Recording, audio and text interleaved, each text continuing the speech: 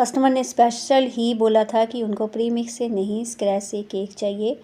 तो आज मैंने जो स्पॉन्ज बनाई है वो मैंने स्क्रैच से बनाई है और कुछ बातें जो है मैं आपके साथ शेयर करूँगी स्पॉन्ज को बनाने से रिलेटेड। तो आज का जो केक हमारा है ये बहुत ही प्यारा है। यहाँ पर आज मैं बहुत सारी आर्टिफिशियल चीज़ें जो मेरे पास टॉपर्स वगैरह पड़े हैं उनका मैं यूज़ करके आज के केक को बनाऊँगी। तो यहाँ पर स्पॉन्ज का टेक्सचर देखिए आप, कितना अच्छा हमारा स्पॉन्ज बेक हुआ है। तो यहाँ पर जब भी आप केक को स्क्रैच से बेक करते हो तो उसके लिए आप बटर पेपर का यूज़ करें।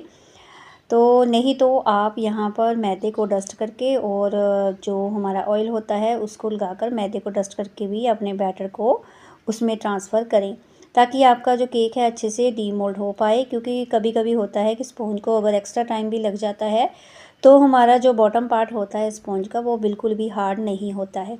तो मैं मोस्टली ऐसा ही करती हूँ जब भी मुझे कभी 2 पाउंड का केक एक साथ एक केक टिन में बेक करना है तो वहाँ पर मैं जो है बटर पेपर का यूज़ करती हूँ। तो यहाँ पर आप बटर पेपर देख रहे होंगे मेरा जो बटर हम लेते हैं मार्केट से, जो हम पैकिंग वाला बटर लेते हैं उसमें से जो पेपर निकलता है उसी का मैंने यहाँ पर यूज़ कर लिया था। तो यहाँ पर इसके बाद मैंने बैटर ट्रांसफ़र किया। आज मैंने जो है पहले ऑयल लगाया था, फिर मैंने बटर पेपर लगाया, उसके बाद अपना बैटर इसमें ट्रांसफ़र किया था। तो जाली आप देख सकते हैं हमारे स्पॉन्ज में कितनी अच्छी आई है और वाइट कलर का प्रॉपर हमारा स्पॉन्ज रेडी हुआ था। तो इसका रिव्यू बहुत अच्छा आया था। तो यहाँ पर कस्टमर को स्क्रैच से ही चाहिए था तो मैंने आज स्क्रैच से ही बनाया है। और बेकिंग का ये फर्स्ट स्टेप होता है कि अगर आप होम बेकर बनना चाहते हैं सीधा प्रीमिक्स पर मत जाएं कि प्रीमिक्स से अगर आपको केक बनाना आ गया है तो आप होम बेकर बन गए हैं। आपको हमेशा ही फर्स्ट स्टेप जो होता है वो हमारा होता है स्क्रैच से स्पॉन्ज बेक करना। ये स्टेप फर्स्ट कह सकते हैं, पहली सीढ़ी होती है हमारी बेकिंग होम बेकर बनने की। तो स्पॉन्ज से स्क्रैच से स्पॉन्ज बनाना ज़रूर पहले सीखें, उसके बाद ही जो है आप प्रीमिक्स की तरफ जाएं। तो ये ज़रूरी है क्योंकि कोई भी कस्टमर है, आजकल कस्टमर्स को नॉलेज है तो वो पता कह देते हैं पहले से ही हमें स्क्रैच से चाहिए जहाँ हमें प्रीमिक्स से चाहिए। क्योंकि मोस्टली लोगों को पता है कि स्क्रैच से बना हुआ जो स्पॉन्ज है सबसे बेस्ट होता है अकॉर्डिंग टू प्रीमिक्स के। क्योंकि बहुत सारी चीज़ें जो है हम आजकल मार्केट में खा रहे हैं जिसमें बहुत सारे केमिकल्स होते हैं, प्रिजर्वेटिव होते हैं, जिससे उनकी शेल्फ़ लाइफ बहुत ज़्यादा बढ़ जाती है। बट स्क्रैच से बनी हुई चीज़ जो है ताज़ी ही कहलाती है क्योंकि उसकी लाइफ कम होती है और वो हेल्थ के लिए काफ़ी ज़्यादा अच्छी होती है। तो जो मैं आपको क्लियर ये चीज़ करना चाहती हूँ कि आप स्क्रैच से बनाने पहला सीखें स्पॉन्ज, उसके बाद ही आप प्रीमिक्स का यूज़ करें। तो यहाँ पर अगर स्क्रैच से स्पॉन्ज बनानी आती है आपको तो बहुत सारी चीज़ें आगे आपके लिए आसान रहेंगी। जैसे कि टी केक्स वगैरह बनाते हैं हम, जो ड्राई केक्स होते हैं वो बनाते हैं, तो काफ़ी चीज़ें एक ही साथ आप एक स्क्रैच से बनी हुई स्पॉन्ज से ही सब चीज़ें बना सकते हैं। तो प्लीज़ इस पर ध्यान दें, पहले इसको सीखें उसके बाद आप प्रीमिक्स की तरफ जाएं। तो यहाँ पर हमारा जो लेयर्स थी मैंने वो 2-2 रखी थी क्योंकि मैंने 5 इंच के केक टिन में इसको बेक किया था और ये 2 पाउंड का हमारा केक था। तो स्पॉन्ज का वेट मैंने आपको पहले बता दिया है, अभी दिखाया है मैंने आपको। स्पॉन्ज का जो मेरा टोटल वेट आया था, एक स्पॉन्ज का 280 के करीब आ गया था, एक का 290 के करीब था क्योंकि मैंने बैटर साथ साथ बनाया था। एक साथ ही 2 पाउंड का बैटर मैंने बना लिया था और हाफ उसको डिवाइड कर लिया था। तो यहाँ पर हमें इसको लेस क्रीम इसलिए मैंने रखा है, आप देखा होगा आपने कि बहुत कम लेयर जो है मैं क्रीम की यहाँ पर अप्लाई कर रही हूँ। तो वो इसलिए क्योंकि मुझे था कि मेरा केक ओवरवेट ना चला जाए, इसीलिए मैंने इस चीज़ को ध्यान में रखते हुए यहाँ पर क्रीम का बहुत कम ही यूज़ किया है। पर फिर भी मेरा ये 2 पाउंड से ऊपर मेरा ये केक बनकर रेडी हुआ था। क्योंकि मुझे फाइनल आइसिंग में थोड़ी एक्स्ट्रा क्रीम लगने वाली थी तो इसीलिए मैंने लेयरिंग में यहाँ पर कम क्रीम यूज़ की है। तो अगर आप कोई भी हाइटेड केक बनाते हो तो उसमें जितनी भी लेयर्स आप लगा रहे हो उसको अच्छे से हाथों से प्रेस कर दे ताकि आपका केक जो है अच्छे से जो है स्टेबल हो जाए। तो इस बात का ज़रूर ध्यान रखें, हाइटेड केक में हाथों से प्रेस करते जाए हर लेयर को। और यहाँ पर ध्यान दें कि आपकी जो लेयर्स है इक्वल बराबर है सभी की नहीं।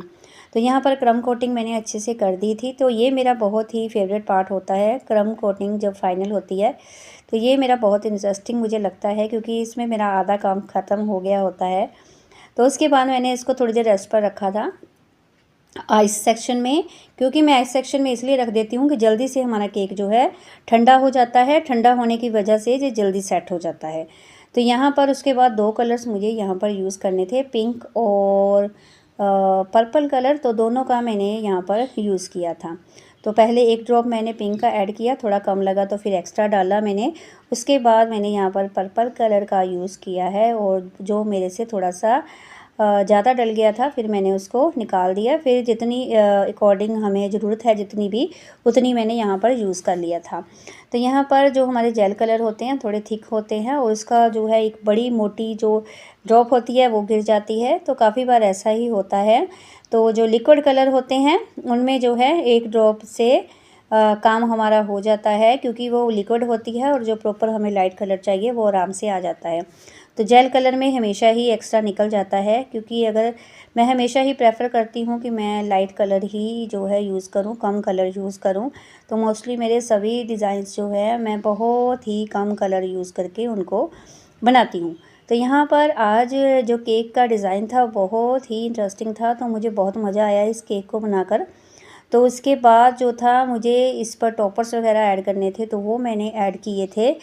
तो यहाँ पर मैंने पाइपिंग बैग का यूज़ करके अपने केक की फाइनलाइजिंग की है। तो आप चाहे इसको पैलेट नाइफ से भी कर सकते हैं, बट मैं यहाँ पर जल्दी से अपना काम करना चाहती थी। तो अगर आपको जल्दी है तो आप पाइपिंग बैग का यूज़ करें, उससे क्या है आपकी फाइनलाइजिंग बहुत जल्दी और आराम से हो जाती है। तो यहाँ पर एक ही पाइपिंग बैग का यूज़ करके मैंने पूरी फाइनलाइजिंग कर ली थी। तो उसमें ही एक साथ मैंने दोनों कलर्स ऐड कर लिए थे। तो यहाँ पर हमें इसको टॉप पर भी पर्पल कलर से कंप्लीट करना था। तो बाद में मैंने यहाँ पर टॉप पर भी पर्पल कलर यूज़ करके केक को फाइनल लुक दे दिया था। तो यहाँ तक अगर आपने मेरी वीडियो देख ली है तो मुझे फॉलो ज़रूर करें ऐसी ही इंटरेस्टिंग वीडियोस देखने के लिए और प्यारे प्यारे केक डिज़ाइंस देखने के लिए। अगर आप मुझे फ़र्स्ट टाइम वॉच कर रहे हैं तो प्लीज़ मेरी प्लेलिस्ट जाकर ज़रूर चेक करें, जिसमें मैंने बहुत सारे प्यारे प्यारे केक डिज़ाइन शेयर किए हैं। और हर बार मेरा यही रहता है कि मैं आपके साथ कुछ नया और कुछ अलग शेयर करूं। तो यहाँ पर ये जो डिज़ाइंस होते हैं मैं कस्टमर जैसा मुझे प्राइस देते हैं उसी के अकॉर्डिंग मैं बनाती हूँ। ऐसा नहीं है कि मैं फ्री में डिज़ाइंस बना के आपके लिए और ला रही हूँ या कस्टमर को फ्री में बनाकर दे रही हूँ, ऐसा नहीं है। जैसा कस्टमर मुझे पे कर रहे हैं उसी के अकॉर्डिंग मैं डिज़ाइंस बनाकर देती हूँ। तो यहाँ पर अगर सिंपल केक का ऑर्डर है, जैसा हमारा प्राइस है मार्केट का चल रहा है यहाँ पर, तो उसमें मैं सिर्फ बेकरी स्टाइल सिंपल केक ही बनाकर देती हूँ। तो यहाँ पर अगर कस्टमर को कस्टमाइजेशन चाहिए, कस्टमर की तरफ से कोई पिक्चर मुझे आई हुई है तो उसके अकॉर्डिंग मुझे काम करना है, तो मैं उसी के अकॉर्डिंग जो है अपना प्राइस जो है सेलेक्ट करती हूँ। तो आपको भी जो है स्टार्टिंग में बिल्कुल कम प्राइस में अपने केक्स को सेल नहीं करना है।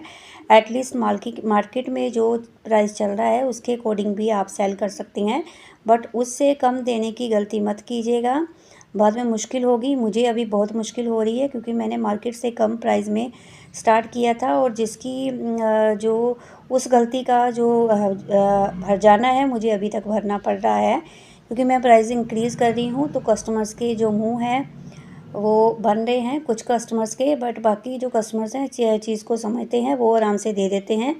बट कुछ कस्टमर्स को लग रहा है कि इसने बहुत जल्दी प्राइस इंक्रीज़ कर दिए हैं, बट कस्टमर्स को ये नहीं पता है कि महंगाई बढ़ रही है, हर चीज़ का प्राइस बढ़ रहा है। तो ये चीज़ जो है समझानी मुश्किल हो जाती है बाद में। तो कोशिश करें पहले से ही मार्केट के साथ ही चलें, मार्केट से बढ़ाकर ना दें और मार्केट से कम भी ना दें, ठीक है। तो उसके बाद अपना प्राइस बढ़ा सकते हैं। अगर आपके केक में बहुत अच्छा जो है इम्प्रूवमेंट आ गई है, आपके डिज़ाइन में बहुत अच्छे से आप काम कर रहे हो, फिनिशिंग आ रही है आपके काम में, तब आप अपने प्राइस जो है इंक्रीज़ कर सकते हैं। बट स्टार्टिंग हमेशा ही मार्केट के प्राइस के साथ ही करें।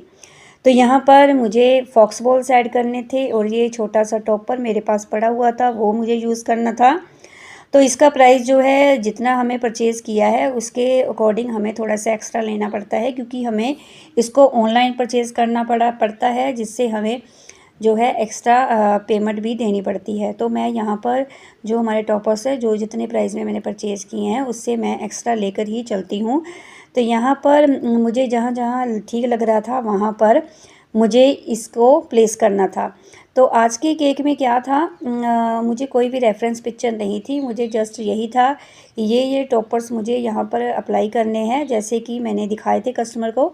तो ये टॉपर्स मुझे ऐड करने थे, तो उसके कॉम्बिनेशन में ही मैंने फाइनलाइजिंग के जो कलर्स हैं वो डिसाइड किए थे।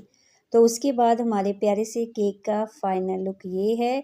तो फाइनल वेट आपने देख ही लिया है। फिर मिलती हूँ एक प्यारी सी वीडियो के